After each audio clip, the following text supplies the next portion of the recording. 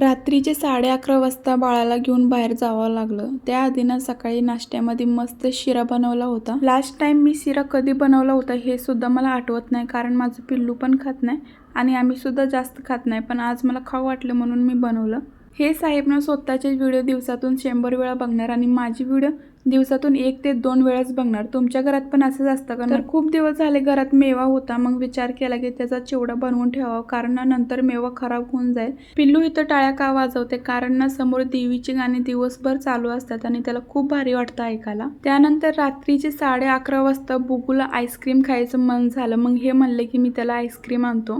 ह्यांना नको म्हणलं की एवढं रात्रीचं नका आणू, तरी पण ह्यांनी ऐकलं नाही. आईस्क्रीम, चॉकलेट ह्या सगळ्या गोष्टीपासून मला लांब राहायचं आहे, पण बुगू आणि बुगूचे पप्पा मला अजिबात लांब राहून देणार नाहीत. तुझी आईस्क्रीम मला दे तर नको म्हणला, पण शेअर त्यांनी नक्की केलं. सो चला या तुम्ही पण आईस्क्रीम खायला. भेटू नेक्स्ट मिनी ब्लॉगमध्ये. बाय.